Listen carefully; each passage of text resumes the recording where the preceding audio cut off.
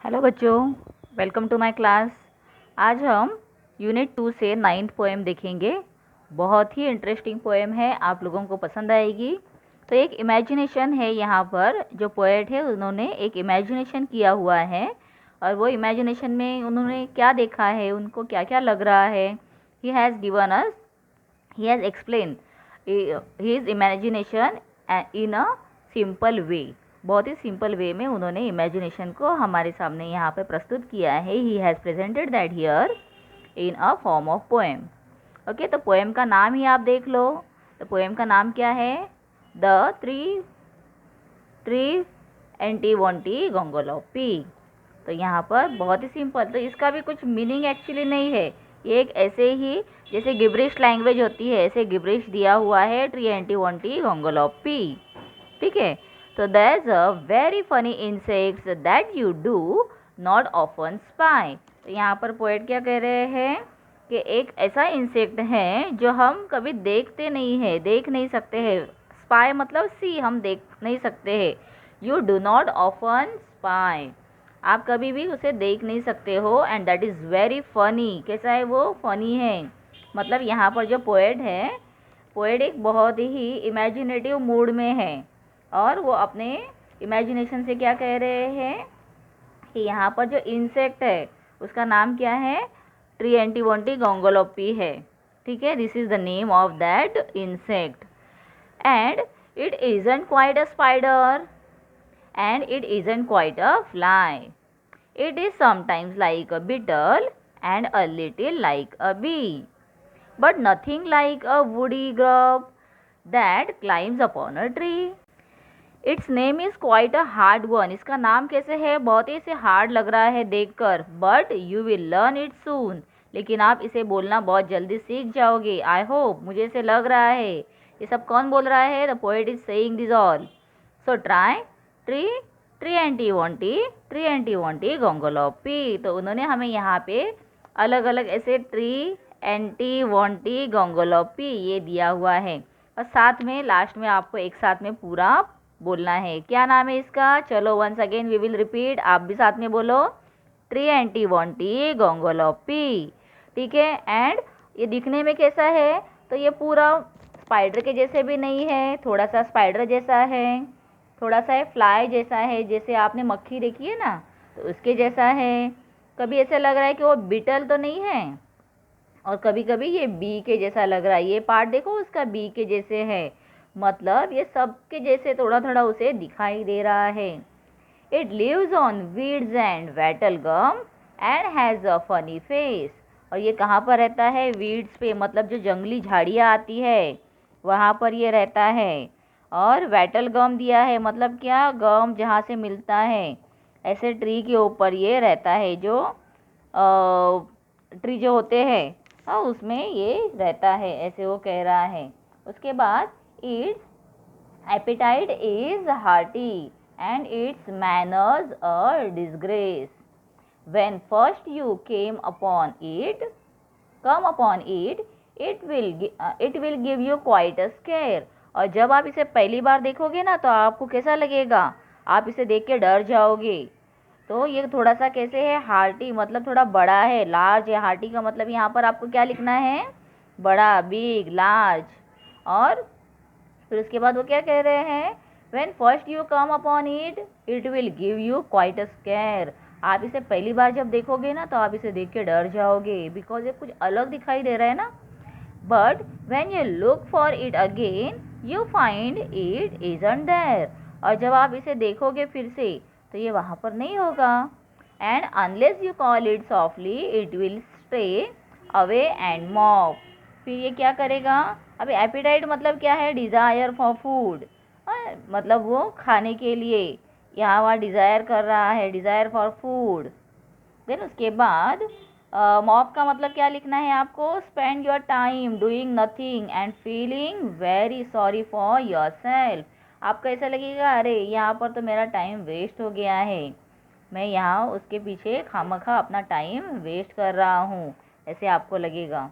उसके बाद so try, अभी फिर से हमें बोलना है, उसका नाम क्या है? वो ट्री एंटीवोंटी गोंगोलोपी। ठीक है, तो ये ऐसा यहाँ पे बहुत ही इंटरेस्टिंग और फनी, थोड़ा सा अलग टाइप का ऐसे एक इमेजिनेटिव हमें इमेज दिया है। वो कौन है?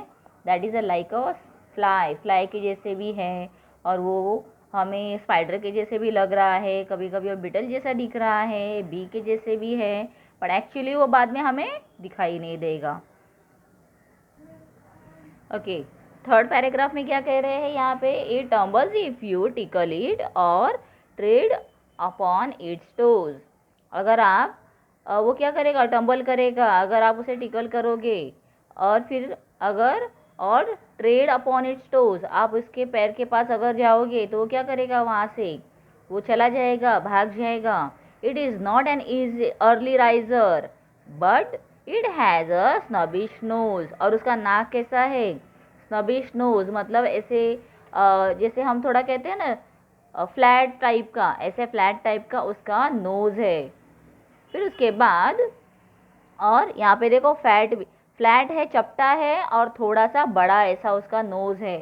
फिर उसके बाद क्या कह रहे हैं? If you sneer at it, अगर आप उस if you sneer at it it's or scold it, अगर आप उसे गुस्सा करोगे, हाँ, आप उसको देखकर मुंह टेढ़ा करोगे तो वो क्या करेगा? और उसको चिल्लाओगे, आप स्कोल्ड करोगे तो it will scuttle of in Shem, और वो वहाँ से क्या कर जाएगा? जल्दी से भाग कर चला जाएगा, उसको शर्म आ जाएगी और भाग कर चला जाएगा।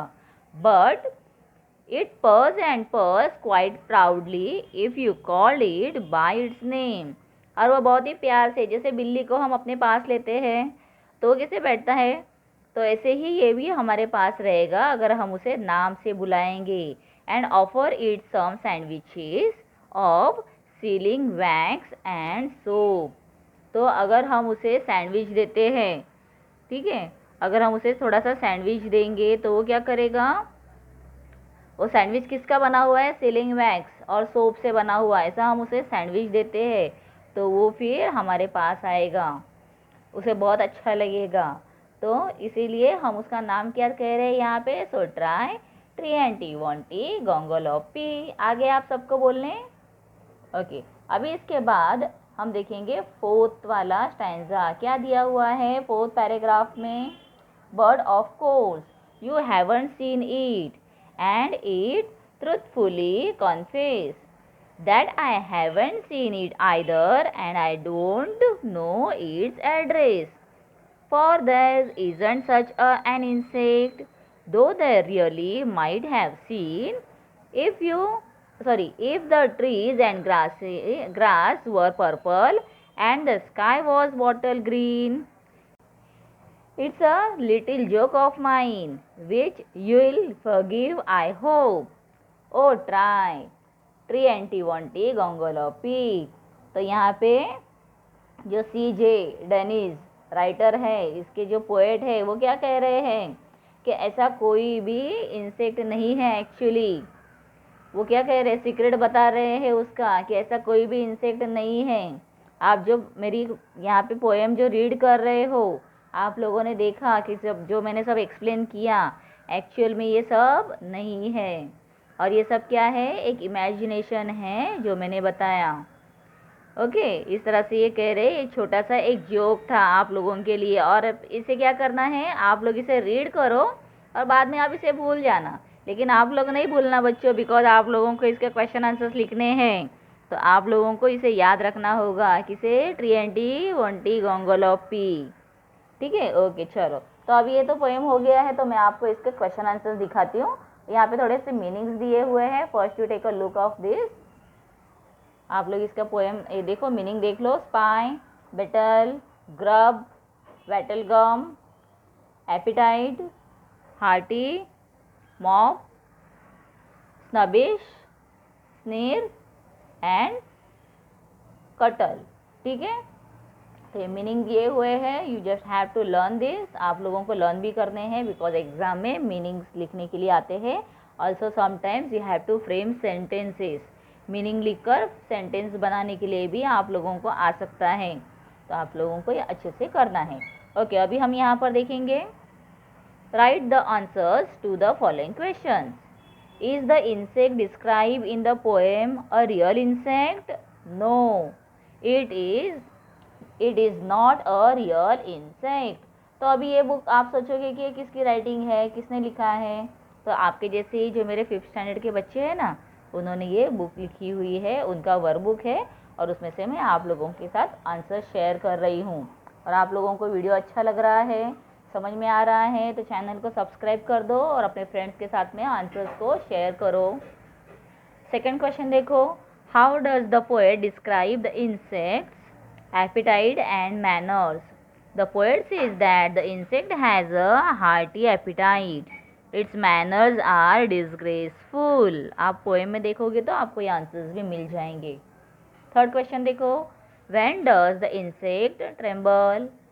The insect tremble when you trickle it or tread upon its toes. Third paragraph में दिया हुआ है। देन फोर्थ देखो, when will the insect rush off in shame? The insect will rush off in shame if you sneer at it or scold it. ठीक है, then आप अगर उसको गुस्से से देखोगे, मुंह टेढ़ा करके देखोगे तो वहां से चला जाएगा। सेकंड क्वेश्चन दिया है, pick out the rhyming words in the last stanza. तो लास्ट स्टैंजा जो है, लास्ट के लाइन्स है, उसमें से हमें लास्ट पैराग्राफ जो है, पैराग्राफ को हम कहते हैं स्टैंजा। पोएम के जो पैराग्राफ्स होते हैं उसे हम स्टैंजा कहते हैं। ओके, तो इसमें कौन कौन से वर्ड्स आए हैं? Confess, address, bean, green, hope and, ये देखिए यहाँ पे आप देख सकते हो, confess, address, bean, green, hope, hope के साथ में दिया है लोप। ओके, तो ये दो आप लिख सकते हो। तो इसके लिए ट्रिएंटी वंटी गंगोलोप पे, तो होप के साथ में ये लोप आ जाएगा। ठीक है, गंगोलोप ऐसे। Fill in the blanks with its or it's. The dog waggle its tail. It's a beautiful day, isn't it? I know that it's a wrong thing to do. तो देखो यहाँ पे डायरेक्ट इट्स है और यहाँ पे it's है, मतलब it is. Okay, does this cat know its name? It's never too late to say sorry. The snake raised its head. तो snake raised its head. तो मोस्ट ऑफ द टाइम हमने क्या यूज किया है? It's. Okay, उसके बाद यहाँ पर देखो, things about an imaginary creature, describe it in your own words. You may draw a picture and label it.